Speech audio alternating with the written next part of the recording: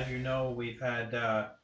I think our first case in the county of Brant from someone who recently returned from Mexico. And of course, that's quite a concern to everyone. At the same time, I think we live in an incredible community. People are really stepping up to the plate, watching for their friends and neighbors, and staying home when necessary, and talking to the restaurant owners on Main Street in St. George yesterday that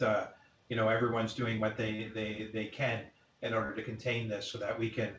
flatten this curve of infection that we're worried about, to make sure that our community comes through this. And yet, one of the incredible things, and probably what makes me most proud about representing the riding of Brantford and Brant, is how everyone is stepping up to the plate, taking this seriously, and making sure that everyone can do what they can to get our community through this together.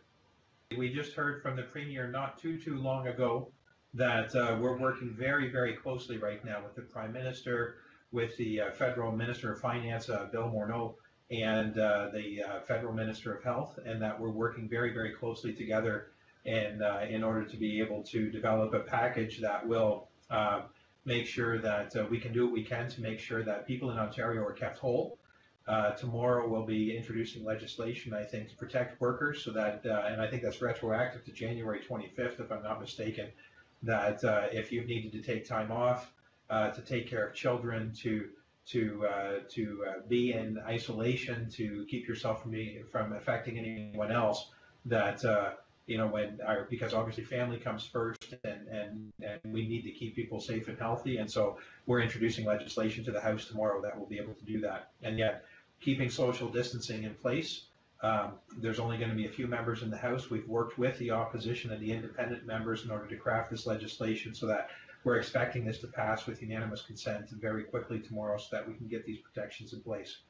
Obviously, we've released $304 million in funding so that we have the healthcare resources in place in order to take care of people as necessary. And then I believe the federal government released, I don't know if it's $27 billion, but it's quite a significant number to make sure that people and businesses affected by this can remain whole, so that we can weather this storm.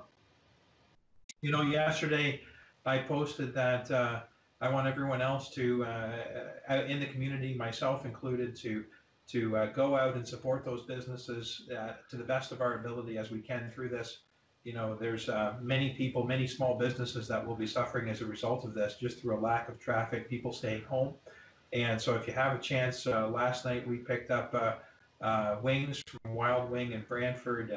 and I'm trying to make a habit of that, to support those businesses that have to get through this, because obviously through that we can support everyone else. I know that our community has faced a lot of different crises in the past, but because of the strength of character that I see in the people at Brantford and Brant, I know that we will get through this one too.